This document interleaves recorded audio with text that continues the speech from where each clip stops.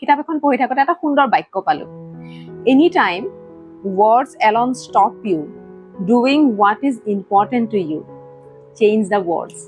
মানে শব্দৰ যে প্ৰভাৱ আছে আমাৰ একশ্যনছৰ ওপৰত, সেই প্ৰভাৱৰ কথা কৈছে। আমাৰ চিন্তাধাৰাবোৰ আমাৰ শব্দৰ দ্বাৰা প্ৰভাৱিত হয়, আৰু আমি চিন্তা যেনেধৰণে কৰোঁ তেনেধৰণে আমি একশ্যন লওঁ, ডিচিশ্যনছ লওঁ, আৰু সেই শব্দই আমাক দুই প্ৰকাৰে ইম্পেক্ট কৰে।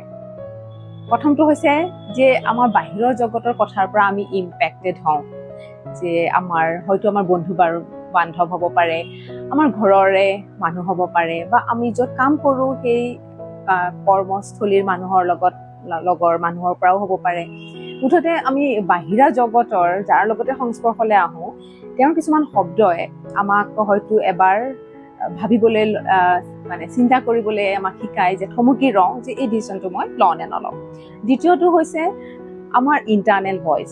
আমাৰ ভিতৰতে কিছুমান শব্দ থাকে, আমি নিজে নিজৰ কাৰণে বনাই লোৱা কিছুমান শব্দ, যে I am not good enough, I am not smart, মোৰ এইটো বয়স নহয় যে মই ষ্টাৰ্ট কৰিম, বা এতিয়া মোৰ বহুত দেৰি হৈ গ'ল, মই ৰিচৰ্চফুল নহয়, বা মোৰ কোনো ছাপৰ্ট নাই, বা এনেকুৱা ধৰণৰ বহুত শব্দ আমাৰ ভিতৰত থাকে। সেই শব্দই আমাৰ ডিচিশ্যনছবোৰ লওঁতে, কৰ্মটো কৰোঁতে আমাক বাধা দিয়ে।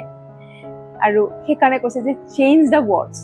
যদি মই আজি কওঁ যে আই এম নট স্কিলফুল, হ'ব পাৰে এই মুহূৰ্তত মই স্কিলফুল নহয় সেই কামটো কৰিবৰ কাৰণে, কিন্তু সেইখিনিতে মই মোৰ নিজকে আচলতে মই বাধা দি দিলোঁ, মই আৰু ইয়াতকৈ ফাৰ্ডাৰ মই ভাবিব পৰা অৱস্থাত মই নাই।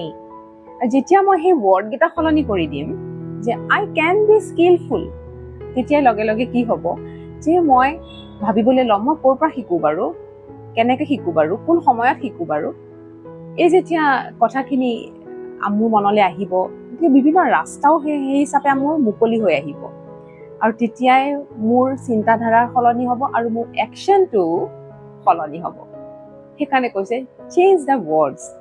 আৰু এইটো কোনো চাইকলজি নহয়, it's a science, and it's called neuro' science.